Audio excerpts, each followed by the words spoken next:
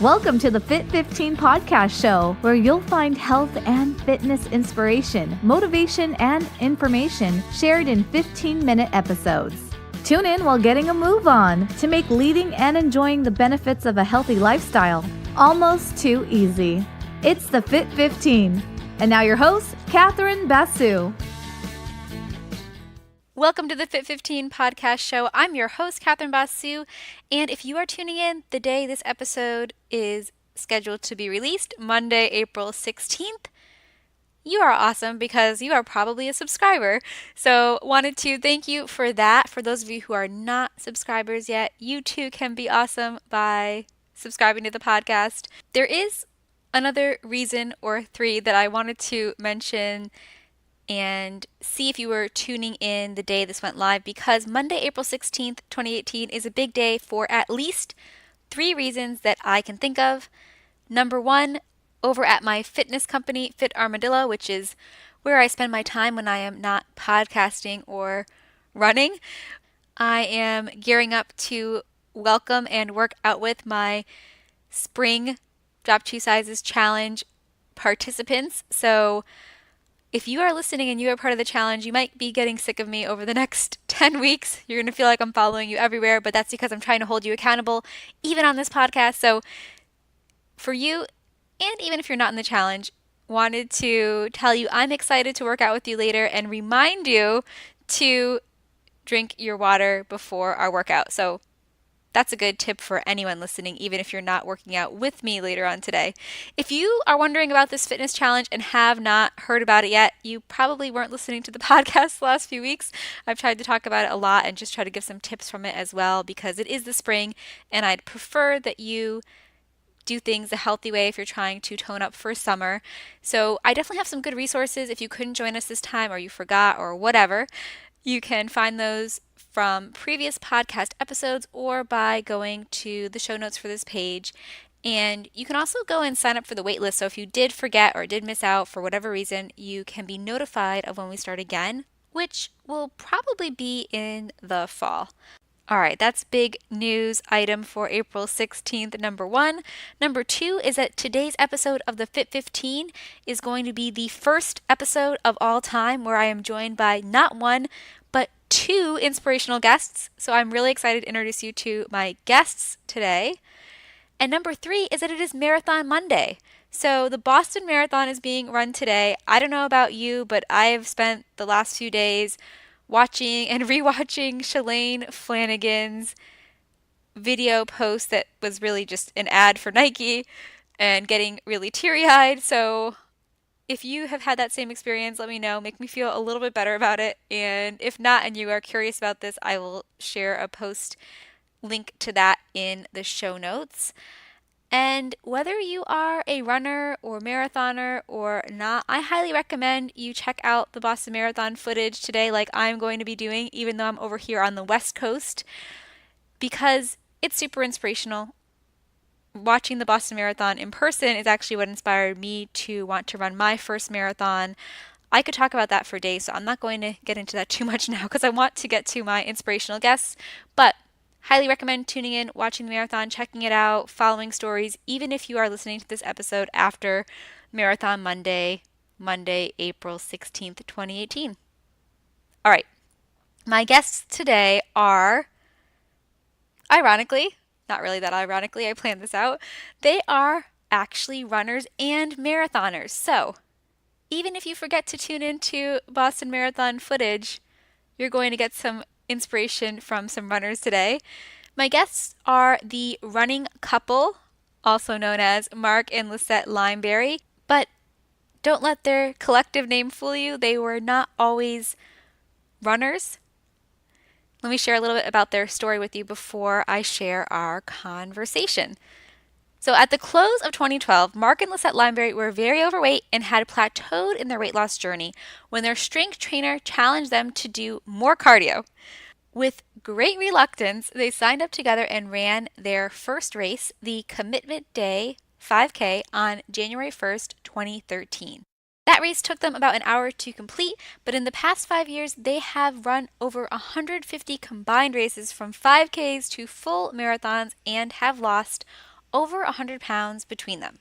It was after Lissett's first marathon that a number of people approached her asking her how she did it. That created a light bulb moment, and she became a certified run coach through Road Runners Club of America.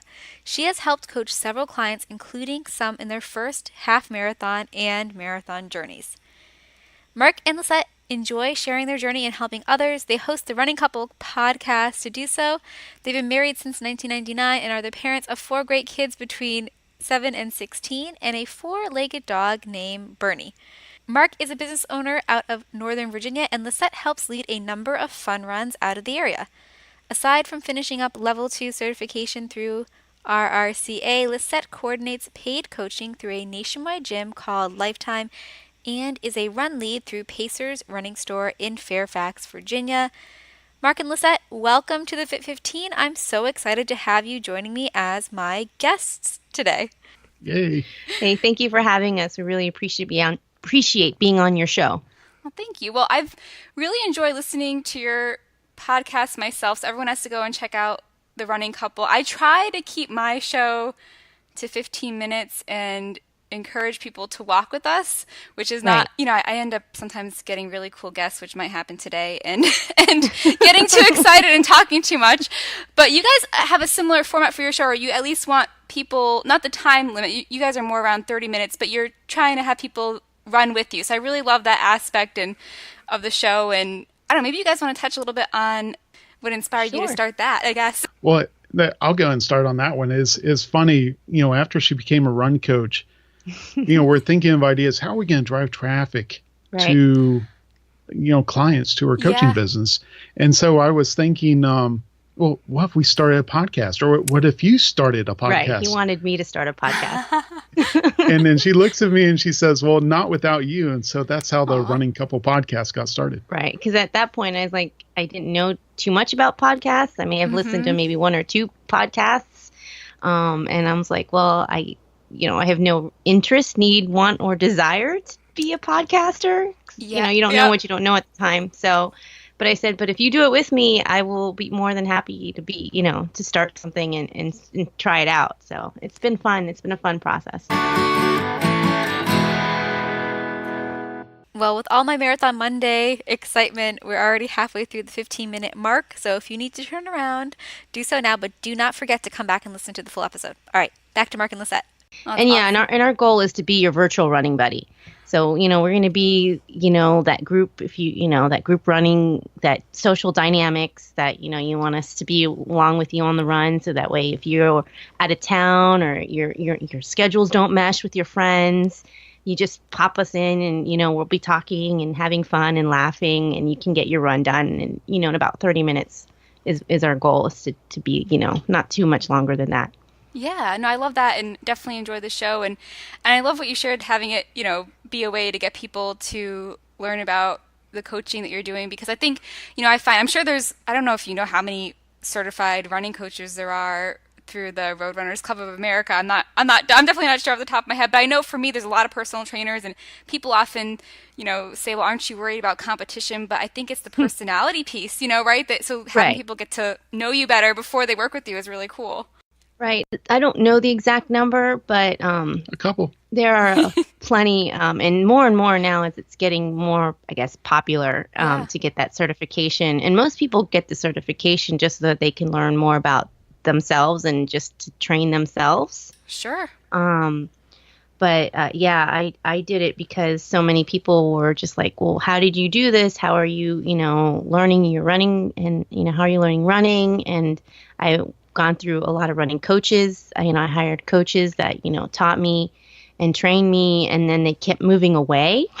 Yes, bad luck with that. Very bad luck.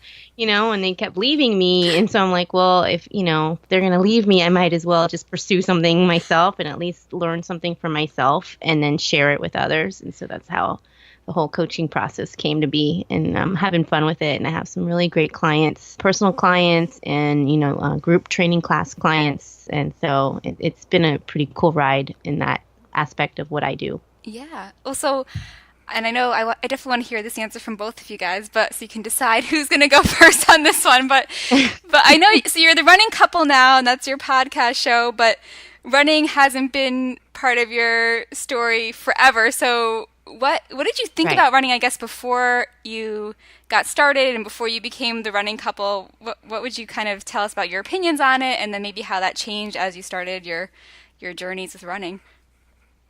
Sure, I'll go first on that one. I hated running in school, especially middle school, going into high school, because you always have that coach, right? What do coaches do? Hey, if you didn't do X, number of push-ups in a minute, or do this or do that, hey, you're going to take a lap as punishment. Right. And it's like that through Little League and baseball and soccer and everything else. All the other sports we played in, if you goofed off or whatever, running was typically a punishment. Right. And so I hated running, but it wasn't until probably high school when Lissette's going to give me evil eye here. There's this girl who had run cross country, and she's always running past a house. And it's like, oh, I want to meet her one day. And so I'm going to pick up running. So I was running. I had no clue what I was doing, but I found myself enjoying it. I'd run a mile, 2 miles, 3 miles, nothing crazy. Yeah. And ironically, I never ran into her ever out there on the course. I don't know. Maybe I hit her up at the end of track season or something. I don't know. But that's too funny. Fast forward, I didn't run again, not until probably my fourth year in college, third or probably third year in college. And I was overweight. I'd gained a lot of weight, and I made a decision, hey, I'm just going to lose a lot of weight here. So I started doing 100 push-ups every day. I did 100 sit-ups every day, and I picked up running.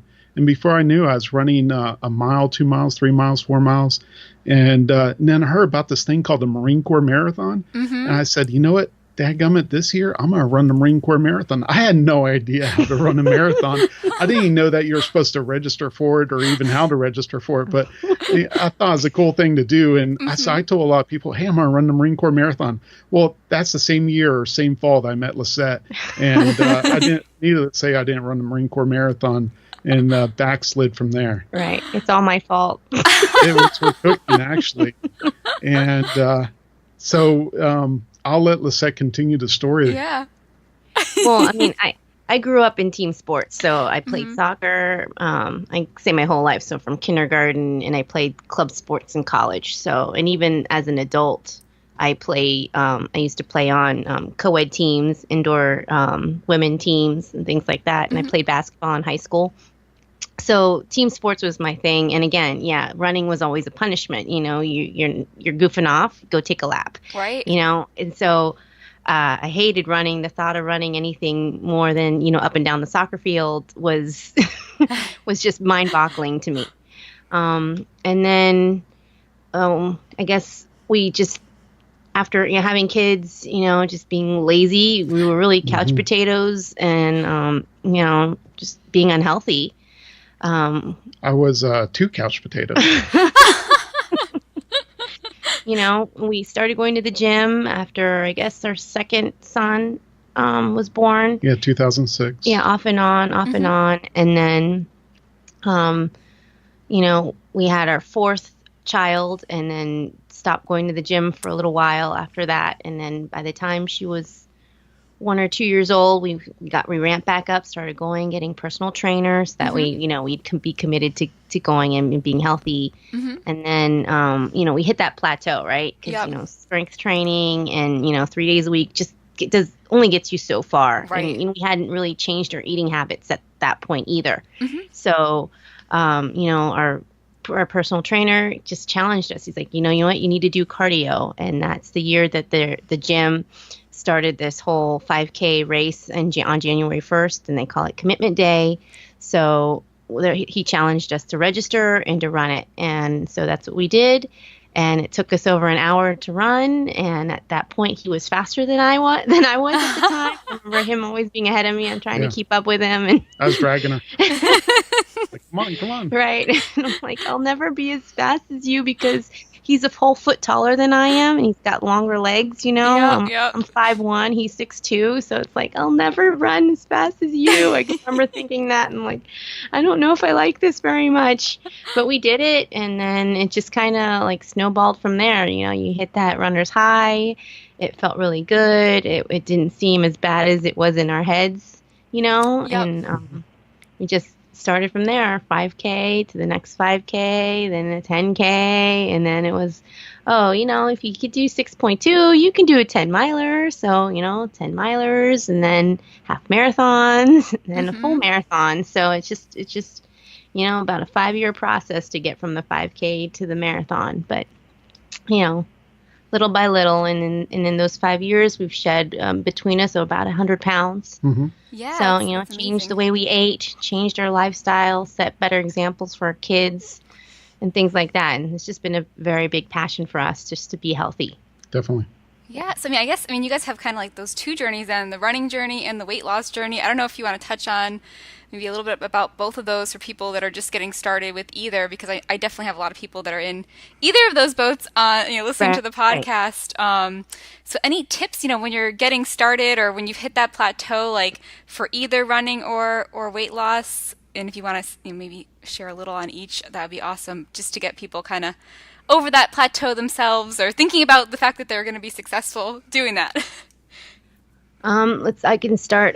So the plateau for the strength training really was the cardio. Mm-hmm. Not just incorporating more cardio into our week really helped push us over that edge, and we had the personal trainer, and he's always good at changing up our, we're not always doing the same workouts. Everything's different. Every week is something different. We're working on a different body part. He's also, physical therapist. So like when I have aches and pains, he That's keeps awesome. me running. Yeah. And he knows, he always asks me, all right, what do you need to be worked on today? And then he works that around what he already has planned for us. Mm-hmm. Then with the weight loss, even once we started adding the cardio, once we started adding the running, then we hit another plateau. And that was just because of our eating. We weren't just didn't change the way we ate. I can't give up bacon burritos. I'm sorry. And, and so then we just made a decision. We're going to eat less, we're not going to cut everything out. And then we're going to, change over to, more fruits and veggies, more protein, less carbs. We all need carbs, but just not as many, and just cut down on the sugar. Especially with our little kids, you gotta set that example, and so, and that worked for us. But, there's still another plateau. Like I've hit another plateau. So it's just like, okay, now what do I need to do next to just push through? That happens. It's just this life. Sometimes you go up, you go down, and you can stay. But, it's just trying to figure out how to get through that. And we're working on it. So for me, it's the 50K. I think I run longer, right? It definitely helps. Right. That's too funny. Anything you wanted to add, Mark, just tips for people going through either of those journeys, like, their weight loss journey or their running journey, just sticking to it? Well, a journey by definition means that it never ends, right? Mm-hmm. Right. You're always going to be going through something your entire life. And for us, we had a lot of challenges, especially in this past year, where I had a couple of injuries. One was from running 30 miles in a weekend for a running challenge, 4 races over 30.4 miles. Right. Kind of goofed myself up there. And then I had back-to-back half marathons in the same week, mid-year. I probably shouldn't have done that. And then ended up doing Space Coast Half Marathon towards the end of last year and got injured there as well. And just got plagued with injuries. And combined with that, you have stress. Stress from work, stress from this. Went through an IRS audit this past year. Had an embezzlement issue with a client this past year, a bribe issue as well with another client. It's just so many things going on. So that stress really builds on you. So even keeping the same diet, keeping the same exercise, I had gained 30 pounds. Yeah. So that doesn't mean I'm at the end of my journey because I gained 30 pounds. No, it just means I could lose 30 pounds going around the next time around. So the goal is to set new goals. Right. If you're going to sit there and be a couch potato and wallow in your own mess, then you need to get off your rusty dusty and kind of get on out there and set a new goal. And it's not a goal unless you write it down and you tell other people about it. Right. and it's also got to be a SMART goal. It's got to be a little hairy, scary goal. So, so my goal this year, my mantra is to run my second full marathon, and that's Chicago come October. That's right. So that's his scary goal, and mine is the 50K, and then I have my sights on a 50 miler in November. So those are my scary goals. You guys are better than I am. I had some injuries myself where I ran my first marathon, and then it really had trouble running my second, with actually being able to complete the full distance. And now that I've been able to do that again, I'm like, I don't know if I want to run much more. I mean, you never know, right? Never say never, but right. So never say never.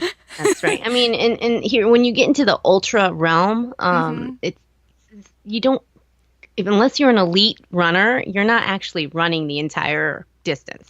So it's more run walking. And if you're doing it on trails, it's a lot more walking and, trekking because, you're going up mountains and elevation and it's the more technical trails. So, boulders and rocks and things. So it is a whole different level of training and a whole different mindset that goes into that. So sometimes they say it's even easier to do the trail aspect of it because it is, you are doing it at a slower pace. You're not trying to do it at 7-minute miles up a mountain, Sure, so, sure. It's definitely more endurance, and of an endurance sport. So, and that's what I like. I like the endurance. I like going a little bit slower and taking my time and enjoying the journey, than just getting it done fast.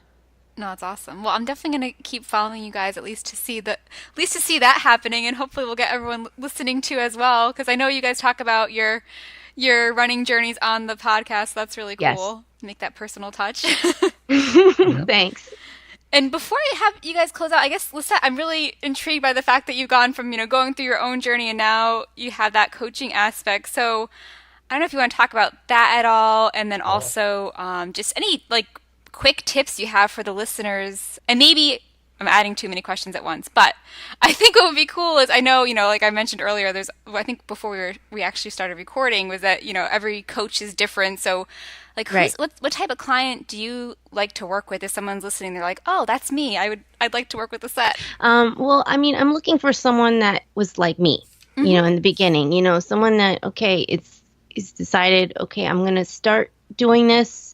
And because you can train for a 5K, you can go online and get the training plans, and you can do a 5K, without a coach. But once you get to that level where, okay, like for me, it was the marathon and the half marathon. I really wanted to learn how to do it correctly because first and foremost, I'm a mom and I'm a wife. So I remember I trained for my first Marine Corps 10K with a friend, and we thought we could do it. And I mean, we completed the race. It was a great race, but I remember being dead after that race. I remember I couldn't function. Everything hurt. I was tired. My kids wanted my attention. I couldn't give it to them. This is completely fatigued. Yep. And I decided, I was like, well, if I'm ever going to do this again, I need to do this right. And coming from, I'm a soccer coach too. I coached my kids in soccer. So coming from that background, like, well, I need to find a coach. I need to find a way to, be able to be human again right after the race. So, right. The following year, I set a goal to run the Army 10 miler. So I knew I needed a coach for that. So I found myself a coach, and they gave me, the 12-week training plan, and I followed that, and I'd go to the group runs. And the beauty of it was I finished the race and I ran the entire distance. And I didn't feel dead afterwards. I was able to go out to lunch. We were able to take the kids for Halloween costumes that afternoon. 4 kids shopping for Halloween. It's stressful. I bet. Yeah. So, and so by the time, they went to bed, I, give them their baths, put them to bed. Then I was able to crash. But I was able to make it the rest of the day, and I was able to be their mom and be present for them. So I realized having a coach help me have that balance in life. So I look for people like me, that are starting off. They're not the fastest people, I'm not a speed demon by any means. I mean, my pace is between a 10:30 and a 12:30, and I'm very comfortable there. So, it's all about what you want and where you want to go. And if you like me and we gel, you have to gel, right? That's another thing. No, that's true. And you have develop that relationship, then, I'm so happy to, help and guide you, and no matter what, what you want to do. I have one of my best clients. She just sent me her race schedule, and she wants to compete in this 5K series over the summer, and that's 7 5Ks that I have to do her training plan for. Wow. And interspersed in that, she's got half marathons and other things going on. And, that's how she decompresses because, she's an accountant. So right now she's in tax season, and she's just waiting for tax season to be over so that she can run. And so, yeah, I'm just looking for, men and women who just, want someone to guide them. And I'm happy to do it. Oh, it's awesome. It's kind of like you're paying forward what you went through. Yep. Awesome. Exactly. Well, I have loved having you guys on the show. We might have to chat again later because, I feel like we didn't get to chat enough, at least for my show. I know I'm going to chat with you guys on yours, but yeah, so we have to have people go and follow the show. So maybe you can let us know. I mean, I'll put all this in the show notes, but just where they can find you and just links and anything else you guys have going on. Sure. You could reach us on our website at www.runningcouplepodcast.com.